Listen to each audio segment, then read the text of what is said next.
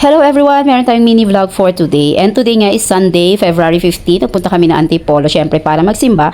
And after nya, nag-stroll around kami since nandito na rin naman kami sa Antipolo. And nag-search nga kami via Google and nag-search nga namin itong Mirador at the Perch. Ito nga pala is a restaurant and cafe. Located siya within the Perch at Sun Valley Estates in Antipolo, Rizal. By the way pala guys, yung dating name pala nito is La Veranda at the Perch. So ngayon, Mirador at the Perch na siya. Sa mga mahilig dyan sa mga lookout experience or yung mga overlooking views like sunset views, city lights, or mga intimate gatherings. And kung gusto mo makita yung hills and city skyline, ito yung perfect ninyong puntahan, itong Mirador at the Perch. And finally, ito nga na-reach na nga namin yung pinaka-entrance ng Mirador at the Perch. So kung makikita nyo dyan guys, very relaxing talaga yung place, mahangin, tapos ang sarap mag-unwind dito talaga. Saan nga ito? Sa Highlands Park, Middles, Mirador, Mirabel. Highlands Park, Mirador. Ayan, dito na kami, tulog yung bebe namin.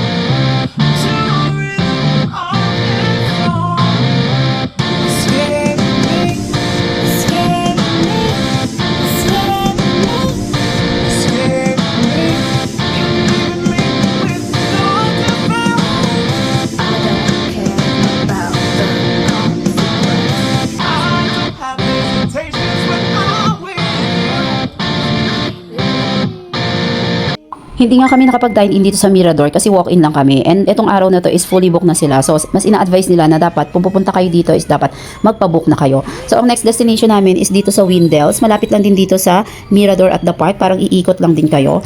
Located din ito sa the Perch Highland Park, which is popular din ito sa overlooking restaurant and dining spots. So, located din siya sa Sun Valley Estate Subdivision, Antipolo. So, pagpunta nga namin dito, grabe, sobrang dami din. And alam nyo ba, pang 9 pa kami bago kami makapag-dine in. So, gutom na talaga kami. So, ito nga pala yung Windels Alfresco in Tanay. Ang ino-offer pala nila dito is mga Filipino, American, European comfort foods. So dahil nga fully booked din sila, so pinalaro na lang namin yung mga bata dito sa kanilang pinaka-playground. Nice din talaga tong place na to, very relaxing. Kaya kung gusto niyo yung mga scenic atmosphere and panoramic city views, gatherings, pwede kayong pumunta dito. And ang maganda rito, pet friendly sila. Meron talaga silang naka-separate na pet playground para sa mga pets natin. So pwede nating iwan doon habang kayo ay nagda-dine in. So kami nga, dahil nga fully booked, hindi kami nakapag-dine in. So pinalaro na lang muna namin yung dalawang bata dito and super nag-enjoy naman sila.